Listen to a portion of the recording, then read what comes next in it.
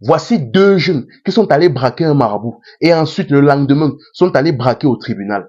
Waouh, histoire vraie. L'affaire se passe en Côte d'Ivoire. Voici les deux jeunes en question, des très grands voleurs dans la région. Déjà, voici le féticheur en question, un vieux. Ce qui se passe donc est que le féticheur en question travaille dans une boulangerie en tant que livreur. Et il a l'habitude d'effectuer ses livraisons sur un tricycle.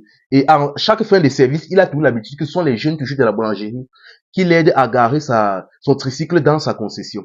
Bon, les deux voleurs en question ont ciblé le tricycle du vieux. Ils sont passés donc la nuit pour voler le tricycle en question. Bon, ils sont arrivés donc, ils ont escaladé le mur du monsieur. Ils ont donc porté le tricycle jeté de l'autre côté. Mais au moment où ils traversent le mur, ils arrivent de l'autre côté, ils ne voient pas le tricycle. Et quand ils remontent le mur, ils se rendent compte que le tricycle est à l'intérieur.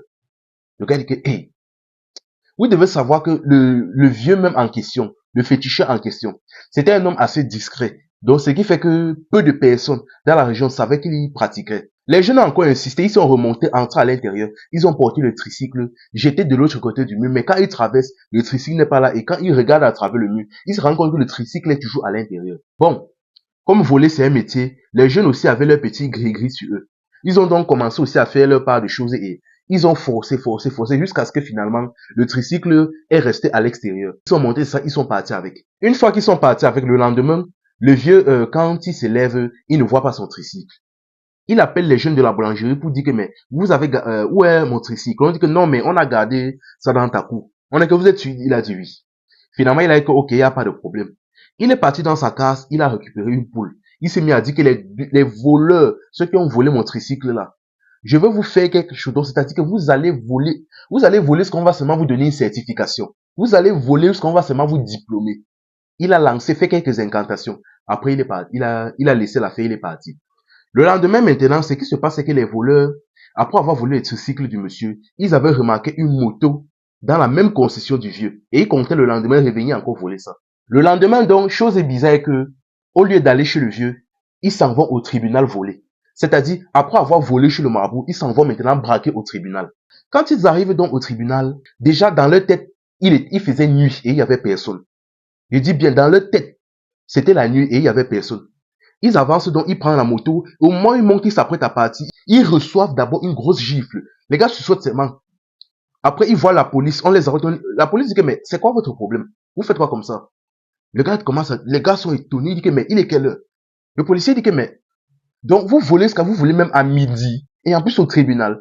Les gars se disent que, mais comment ça? Il dit que non. Ils étaient censés partir voler chez le vieux qui habite dans leur quartier là. Qu'est-ce qu'ils font au tribunal? Mais ce n'est pas la nuit. Pourquoi il est midi? Pourquoi le soleil chauffe? Finalement, le policier les regarde comme ça. Il se demande si les gars ont tous les sens. Finalement, à force de parler, il se rend compte que les jeunes apparemment ne mentent pas. Il dit que bon, vous savez quoi? Amenez-moi chez le monsieur là en question.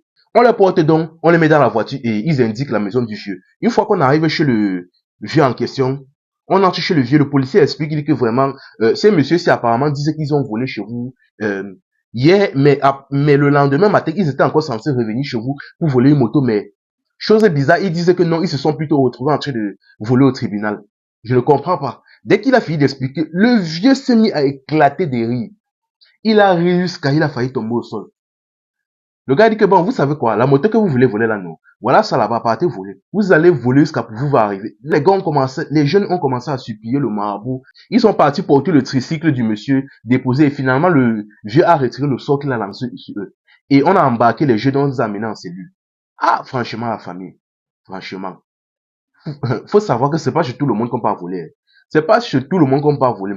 Et depuis ce jour-là même les jeunes qui avaient l'habitude de porter le tricycle du monsieur pour partir déposer chez lui, ils ont commencé un peu à l'esquiver. Parce que si déjà il est capable de te faire voler à midi au tribunal et en plus au milieu des gens, au milieu d'une foule, imagine ce qui se passe si un jour là-bas quelque chose se perd et qui te confond. Donc les gars ont commencé aussi à esquiver le vieux. Ah, franchement, la famille, c'est pas chez tout le monde qu'on vole. C'est pas chez tout le monde qu'on peut voler. C'est pas chez tout le monde qu'on peut voler. Le travail paie. Arrêtez la malchance. Le travail paye. Enfin bref, c'était info et amusement la famille. Ici on s'informe et on s'amuse.